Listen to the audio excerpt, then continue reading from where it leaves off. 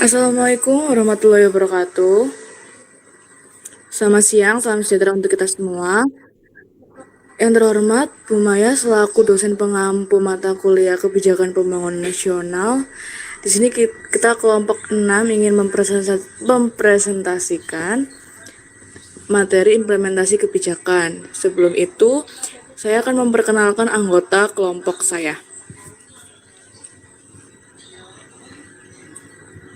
Yang pertama ada Aulia Intan Mahardika dengan NIM akhir 021. Yang kedua ada Raditya Krisna Putra dengan NIM akhir 022.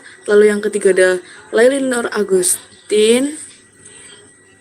Laili Agustin dengan NIM akhir 024. Lalu ada Fasya Juvita Pramesti dengan NIM akhir 032. Lalu ada saya sendiri dengan NIM akhir 038.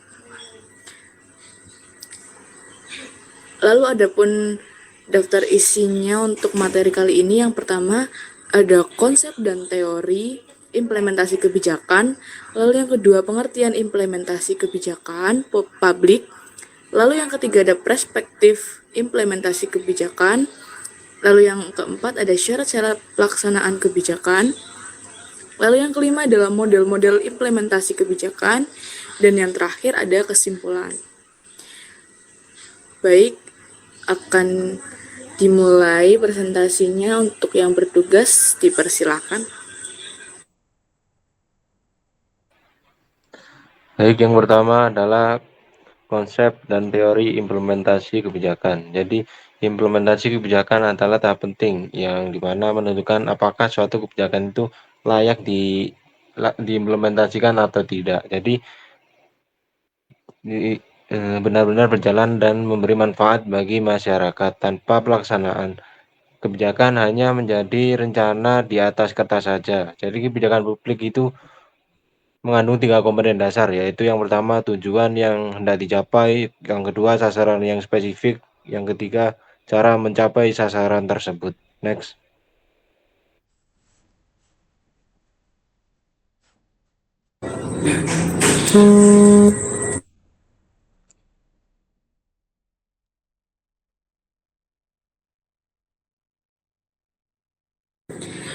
Baik, selanjutnya ada pengertian implementasi kebijakan publik. Implementasi kebijakan merupakan tahap yang sangat penting dalam proses kebijakan publik. Suatu kebijakan harus diimplementasikan agar mempunyai dampak atau tujuan yang diinginkan bisa tercapai. Implementasi kebijakan dipandang dalam pengertian luas merupakan alat administrasi publik di mana aktor, organisasi, prosedur, teknik, serta sumber daya diorganisasikan secara bersama-sama untuk menjalankan kebijakan guna meraih dampak atau tujuan yang diinginkan tersebut.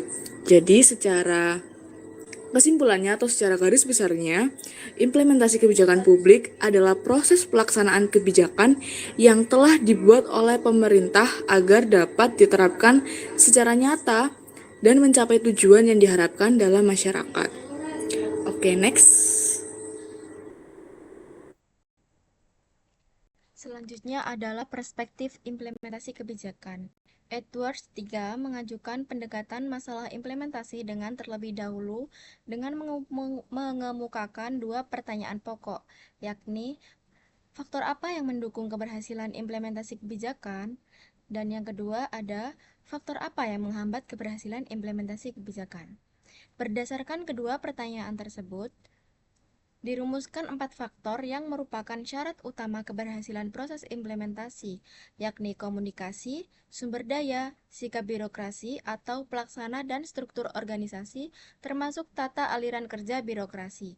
4 faktor tersebut menjadi kriteria penting dalam implementasi suatu kebijakan. Kemudian, untuk memperlancar implementasi kebijakan, perlu juga dilakukan diseminasi dengan baik. Syarat pengelolaan diseminasi kebijakan ada 4, yakni yang pertama, adanya respek anggota masyarakat terhadap otoritas pemerintah untuk menjelaskan perlunya secara moral mematuhi undang-undang yang dibuat oleh pihak berwenang. Yang kedua, adanya kesadaran untuk menerima kebijakan. Kesadaran dan kemauan menerima dan melaksanakan kebijakan terwujud manakala kebijakan dianggap logis. Yang ketiga, keyakinan bahwa kebijakan dibuat secara sah. Yang keempat, Kebijakan dianggap kontroversial, namun dengan berjalannya waktu, maka kebijakan tersebut dianggap sebagai sesuatu yang wajar. Next.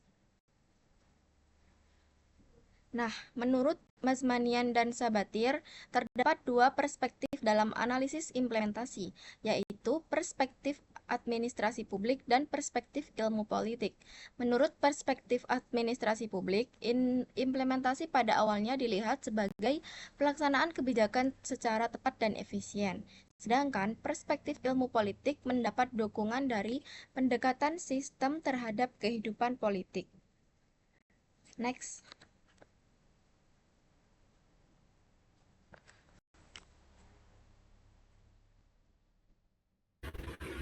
Baik, di sini selanjutnya ada syarat-syarat pelaksanaan kebijakan. Implementasi atau pelaksanaan kebijakan merupakan salah satu bagian dari proses kebijakan.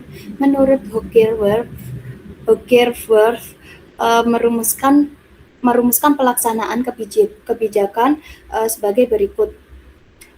Penggunaan sarana-sarana yang dipilih untuk tujuan-tujuan yang dipilih dan pada urutan dipilih.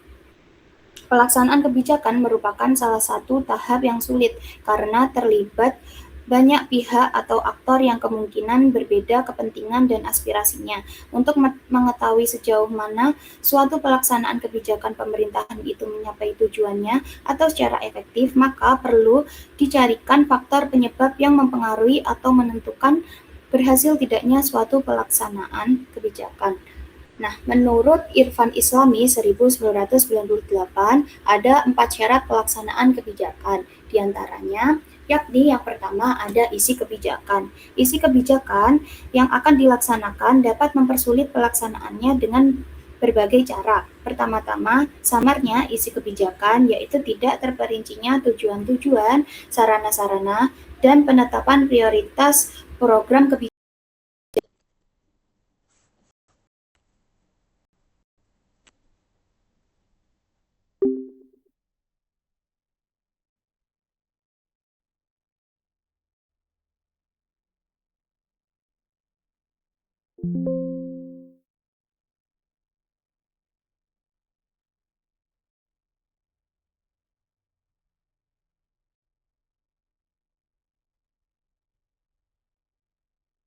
Ini terkait kepentingan pribadi dan tujuan pelaksana, juga pengharapan-pengharapan tentang efektivitas sarana yang dipilih, keunggulan situasi masalah, latar belakang historis, tradisi, dan kebiasaan rutin, serta pendapat mengenai cara bagaimana pelaksanaan di organisasi. Dan yang keempat ada pembagian potensi kebijakan, mencakup tingkat diferensiasi tugas dan wewenang, masalah koordinasi, terutama jika kepentingan terwakili sangat berlainan, akan timbulnya masalah pengawasan ataupun timbulnya pergeseran tujuan. Struktur organisasi pelaksanaan kebijakan, bila pembagian wewenang dan tanggung jawab kurang disesuaikan dengan pembagian tugas atau ditandai pembatasan yang kurang jelas.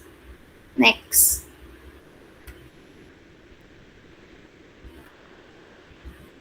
Lalu di sini ada faktor keberhasilan implementasi menurut Ripley and Franklin. Yang pertama itu ada kepatuhan atau compliance, yakni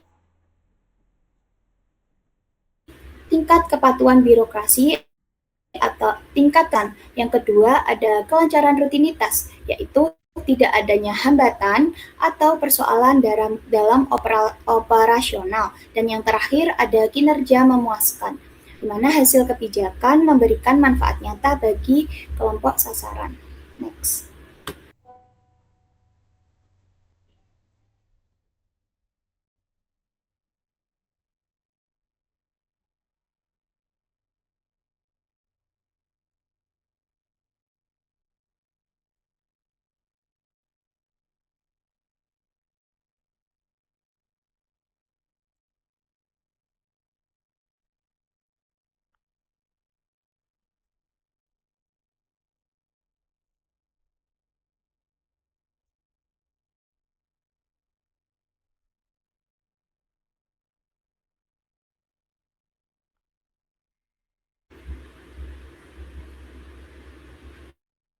Oke, selanjutnya akan saya lanjutkan ada faktor penyebab kegagalan implementasi menurut Jam Morse. Yang pertama ada isu kebijakan, yaitu ketidaktegasan aturan atau kurangnya sumber daya pembantu. Dan yang kedua ada masalah informasi, yakni kurangnya data atau informasi yang akurat bagi pelaksana maupun objek kebijakan. Dan yang ketiga ada kurangnya dukungan, yaitu rendahnya dukungan politik atau masyarakat terhadap kebijakan tersebut. Next.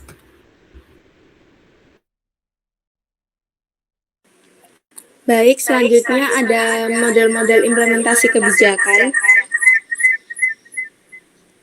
Yang pertama ada model Grindel, yaitu keberhasilan dapat diukur dari proses pencapaian hasil akhir atau outcomes, yaitu tercapai atau tidaknya tujuan yang ingin diraih. Nah, itu dilihat dari prosesnya yang pertama, dan yang kedua, apakah tujuan kebijakan itu tercapai. Nah, di situ ditentukan oleh tingkat implementasibility kebijakan itu sendiri.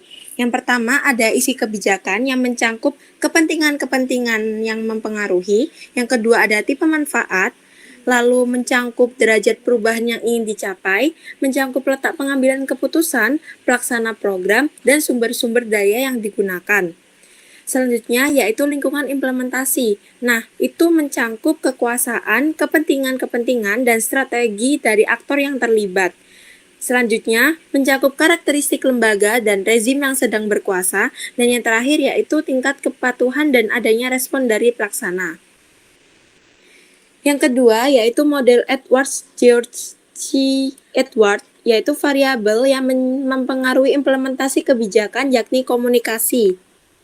Nah, komunikasi ini merupakan kejelasan dan konsistensi informasi yang disampaikan kepada pelaksana. Yang kedua, sumber daya, yaitu ketersediaan staf, wewenang, serta fasilitas fisik dan finansial. Yang ketiga ada disposisi, yaitu sikap, komitmen, dan kejujuran para pelaksana dalam menjalankan kebijakan. Dan yang terakhir ada struktur birokrasi, yaitu adanya SOP atau Standard Operating Procedures yang jelas agar kerja lebih efektif dan tidak terfragmentasi. Nah, keempat variabel tersebut saling berhubungan satu sama lain. Menurut Edwards, dua buah karakteristik utama dari struktur birokrasi adalah prosedur-prosedur kerja standar atau SOP dan fragmentasi. Nah, yang ketiga ada model Van Meter dan Van Horn. A model of the policy implementation. Model ini berjalan secara linear dari keputusan politik, pelaksana, dan kinerja kebijakan publik. Dipengaruhi oleh beberapa variabel. Yang pertama ada standar dan sasaran kebijakan atau ukuran dan tujuan kebijakan. Yang kedua ada sumber daya, dan yang terakhir ada karakteristik organisasi pelaksana. Selanjutnya ada sikap para pelaksana, lalu ada komunikasi antar organisasi terkait dan kegiatan-kegiatan pelaksanaan, dan yang terakhir ada lingkungan sosial, ekonomi, dan politik. Yang keempat ada model dari Masmanian dan Sabatier. Nah, ada 3 kelompok variabel yang mempengaruhi keberhasilan implementasi menurutnya. Yang pertama ada karakteristik dari masalah, yaitu seberapa sulit atau kompleks masalah yang ingin diselesaikan. Lalu yang kedua ada karakteristik kebijakan atau undang-undang, yaitu sejauh mana aturan hukum mampu menstrukturkan proses implementasi secara jelas. Dan yang terakhir ada variabel lingkungan, yaitu pengaruh dari luar hukum seperti dukungan publik, kondisi ekonomi, dan komitmen pejabat yang lebih tinggi. Next.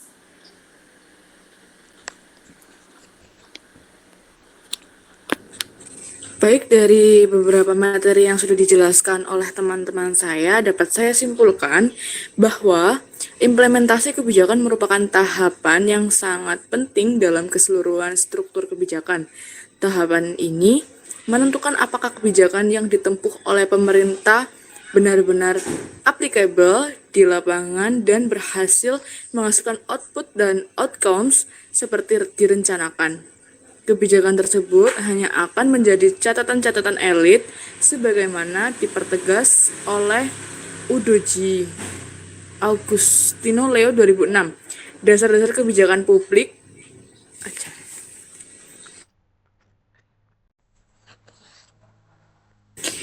Mohon maaf, saya ulangi. Kebijakan tersebut hanya akan menjadi catatan-catatan elit sebagaimana dipertegas oleh Udoji. yang mengatakan bahwa pelaksanaan kebijakan adalah sesuatu yang penting, bahkan mungkin jauh lebih penting daripada perbuatan kebijakan. Kebijakan-kebijakan hanya akan sekedar berupa impian atau rencana bagus yang tersimpan rapi dalam arsip kalau tidak diimplementasikan. Baik, sekian dari presentasi kelompok kami. Mohon maaf apabila ada kesalahan kata. Wassalamualaikum warahmatullahi wabarakatuh.